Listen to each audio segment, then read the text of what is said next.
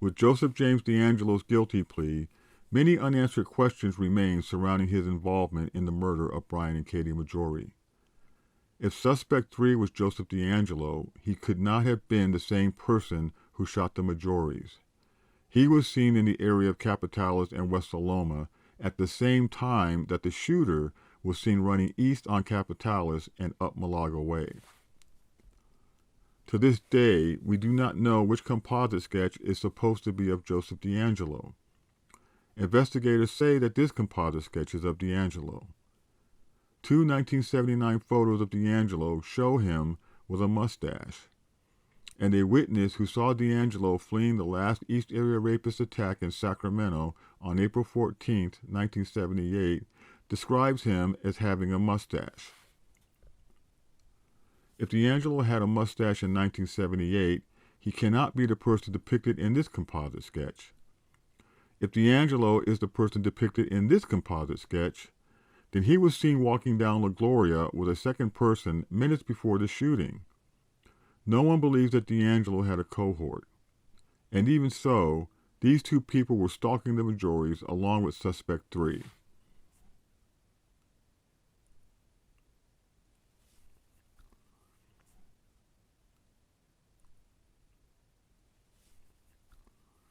Witness 14 described an embroidered dragon on the front left pocket of the jacket worn by suspect 3. During the original investigation, she was shown the unit patch of the 485th Communication Installation Group. They have a red dragon on their unit patch. Witness 14 identified the 485th dragon as the one she saw on the jacket of suspect 3. But she was never shown a unit patch of the 320th Security Police Squadron, a unit that worked out of the same office as Brian Maggiore. There is an orange griffin on their unit patch very similar to the 485th Dragon. Which unit patch Witness 14 actually saw is less important than the fact that during the original investigation, no one stationed at Mesa Air Force Base came forward and told investigators about the 320th unit patch, even though it was widely publicized that investigators were looking for any similar unit patches. Awareness of the 320th unit patch would have inevitably focused the investigation on members of the 320th Security Police Squadron, the same unit that worked out of the same office as Brian Maggiore.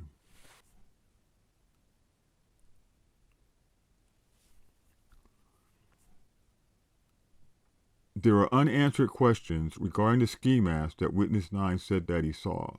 East Area Rapist attack number 29 and 30 occurred on January 28, 1978, only 1 week before the murders of Brian and Katie Maggiore. The ear was very much on everyone's mind. If Witness 9 reported that the suspect that he saw fleeing the Maggiore crime scene was wearing a ski mask, then everyone in Sacramento would have immediately thought that the ear was responsible. But Witness 9 never mentioned the ski mask in his initial statement to investigators, nor to news reporters interviewing him the next day. In fact, Witness 9 described the color and length of the suspect's hair.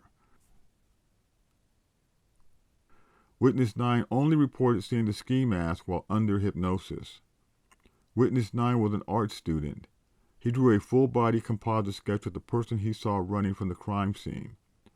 Note that there is no ski mask.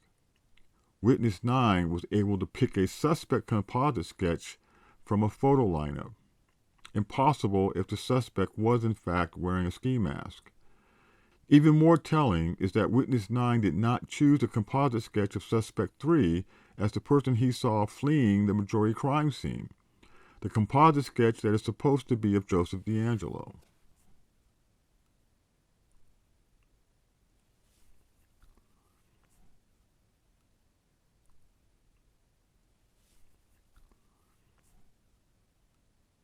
There are unanswered questions surrounding the shoelace found at the Maggiore crime scene. Less problematic is that the original investigators describe a black shoelace observed at the crime scene the night of the murders and taken into evidence. But somehow that turned into a blue shoelace. So which is it? There is probably an innocent explanation for this discrepancy. but this needs to be cleared up. More problematic is where the shoelace was found. The theory is that the ear dropped the shoelace when attacking Brian.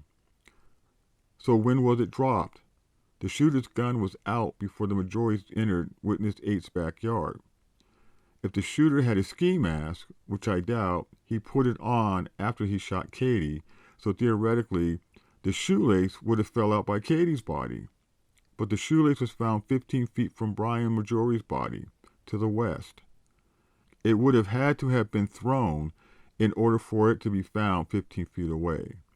There is no doubt that the ear was active in the area, prowling, burglarizing, and crank-calling several of the women in the neighborhood. It is possible that the shoelace was dropped in the yard earlier in the evening, or that it was purposely left there by someone other than the East Area Rapist. There was an open garage of a duplex on Capitalis that supposedly had 3 or 4 airmen in it working on their motorcycles the night the Maggiores were murdered. The number of airmen present in the garage changes depending upon who the investigators were talking to. One airman said that there were 3 people in the garage. Another said that there were 4, including a person identified only as Rick. This discrepancy was never cleared up during the original investigation. Additionally, there were 2 underage girls in the home at the time of the shooting that none of the airmen mentioned.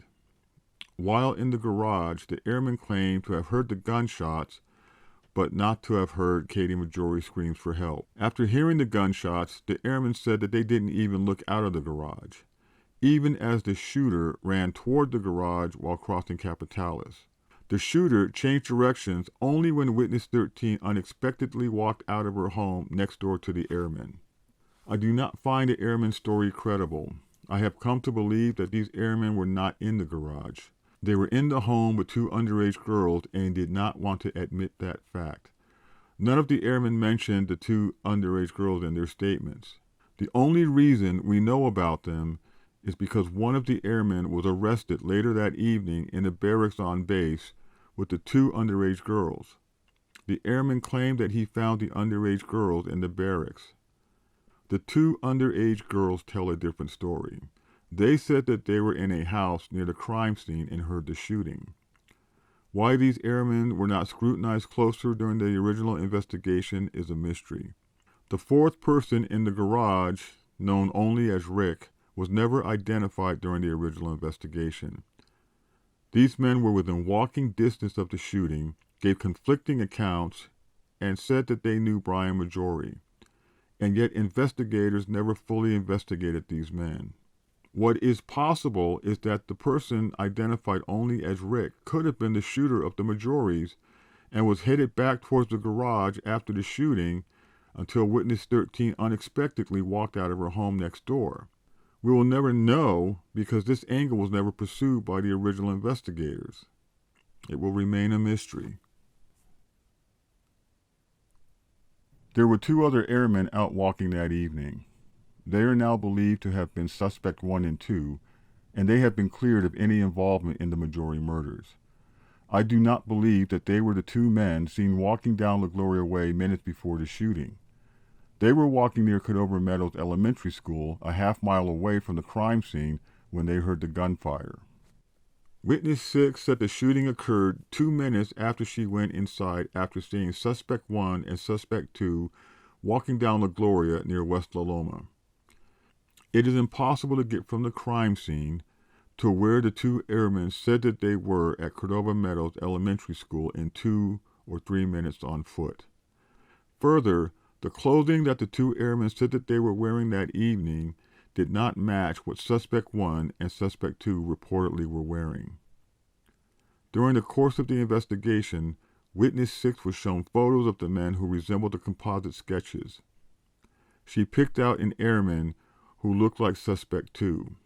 Because of that identification, it is believed that this airman and his roommate were the 2 men seen walking down La Gloria Way minutes before the shooting.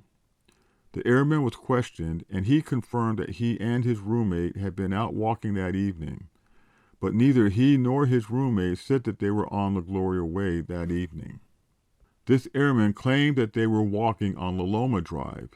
His roommate was questioned 3 weeks after the shooting and gave a conflicting account.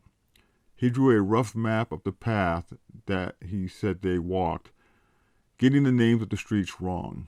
Both airmen agreed that they were walking near the east side of Cordova Meadows Elementary School when they heard the gunshots. They were approximately 10 minutes away from where the shooting occurred. And finally, the second airman does not match the description of Suspect 1. Suspect 1 was clean-shaven. The second airman had a prominent mustache.